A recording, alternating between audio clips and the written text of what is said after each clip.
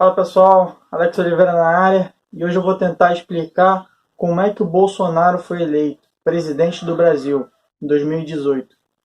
Como é que esse demente foi parar na presidência da República. Antes do vídeo, por favor, se inscreva no canal, é muito importante, deixe seu like, que ajuda muito aqui no nosso trabalho. Primeiramente, a falta de candidatos. Exatamente isso. Porque você tinha lá Boulos, né? O invasor de propriedades. Você tinha Haddad, pior prefeito da história de São Paulo. Você tinha Alckmin, aquela coisa doce, né? As criancinhas que na hora da merenda lembravam muito dele. Você tinha também o bêbado lá, Álvaro Dias.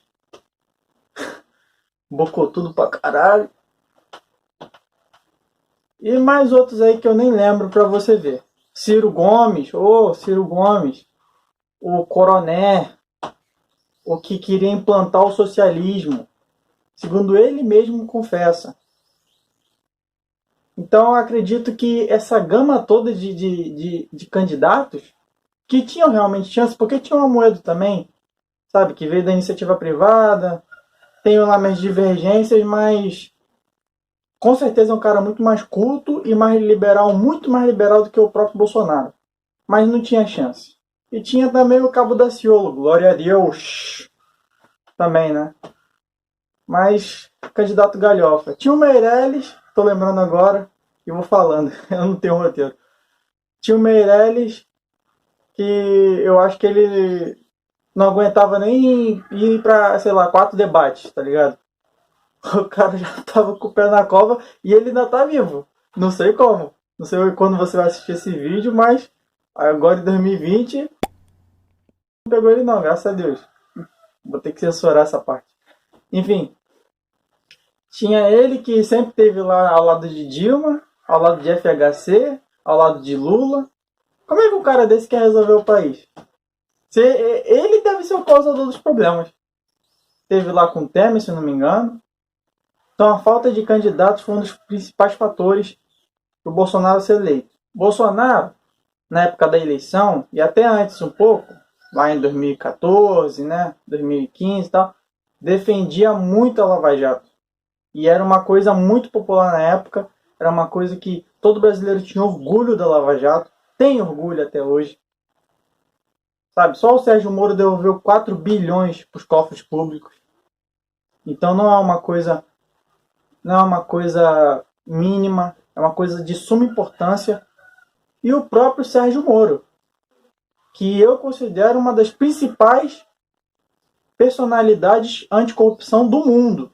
Não é só do Brasil não, do mundo. Bolsonaro foi lá e usou a imagem dele o que pôde. O que pôde para se eleger. É inegável que o Bolsonaro tinha umas atitudes conservadoras sim, de fato, como defender a propriedade privada, como defender o porte de arma para o cidadão. Tá certo que no Brasil não tem educação para isso, tem um boteco a cada esquina, mas entre ter e não ter, eu prefiro que tenha. Porque até mesmo o cara doidão, você pode se defender dele armado com uma arma também, entendeu? Então, melhor ter do que não ter. Então ele defendia isso, ele era contra o consumo de drogas, contra aborto, isso é inegável, isso é fato. Tá? Isso é fato. Era um dos candidatos que era radicalmente contra isso. Defendia isso no plenário, defendia os militares, dizia que era patriota, a gente precisava disso, a gente precisava de um presidente patriota. Então, esse discurso dele foi muito conveniente na época. Depois de toda a roubalheira do PT, depois de anos de canalice, esse discurso dele e algumas atitudes favoreceram. Não se aliar ao Centrão na época, fazer um horário político de 15 segundos, se não me engano, até menos, sem usar conchavo, sem usar, sabe, milhões e milhões do fundão. Acho que ele usou 1,5 milhão, mas os outros, sabe, extrapolaram. Tem aí tudo na internet, só vocês verem. Então isso tudo também ajudou, reforçou o discurso dele. O Bolsonaro era uma pessoa muito acessível também. Qualquer pessoa conseguia chegar nele. O Bolsonaro já foi no Pânico, já foi na Jovem Pan, já foi no Gentili, até no Jô, que é até difícil imaginar essa cena, mas ele já foi no Jô também, defender a pena de morte. Qualquer youtuber conseguia ter acesso a ele, conseguia entrevistar ele. Eu lembro de uma vez uma mãe falei, encontrou ele nos corredores lá do Congresso, na época que ele era deputado, na pré-campanha já, antes dele ser oficialmente candidato.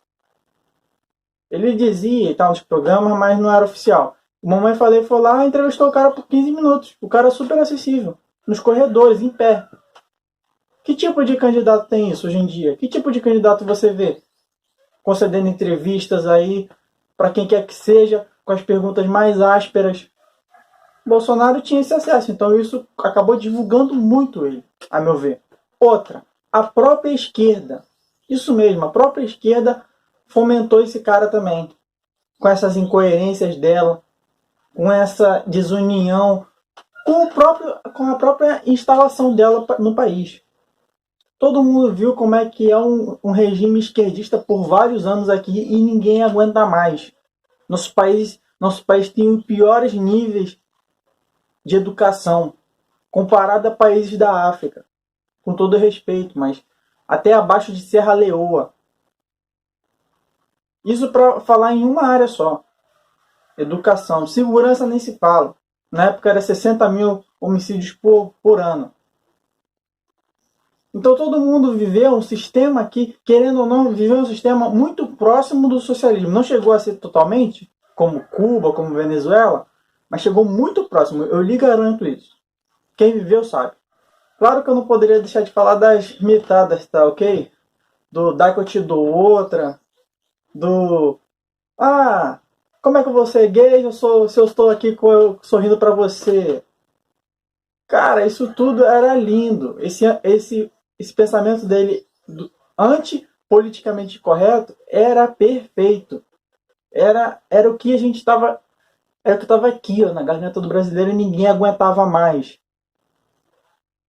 Quando você vê um cara, por exemplo, falar em rede nacional que é contra o aborto, você vê na Fátima Bernardes algo do tipo? Você vê o padre Fábio de Mello falando que é contra o aborto? Eu não vejo, mas eu vi o Bolsonaro, sabe? E as mitadas eram realmente engraçadas. O cara foi lá na porra do Poderoso Castiga do Pânico. Era hilário aquilo, cara. Era hilário. Sabe? E com isso ele ganhou muito voto. Com essas mitadas. O pessoal ia no aeroporto, um mar de gente. Ia lá, tirar foto, carregar ele.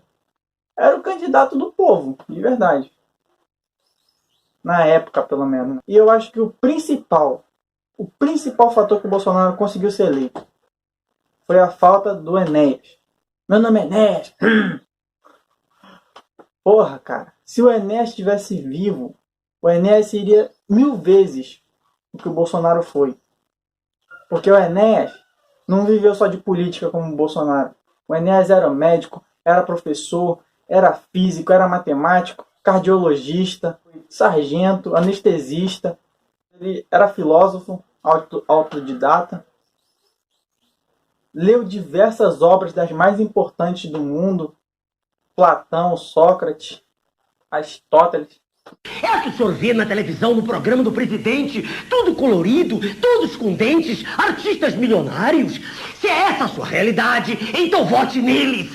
PSDB, PT, qualquer P, sempre estiveram juntos. É falsa a briga entre eles. Agora, se o senhor não aguenta mais ver menor abandonado na rua, tóxico, crime, tudo que não presta aumentando, se o senhor quer expulsar para sempre esses patifes do poder, só existe uma opção: 56.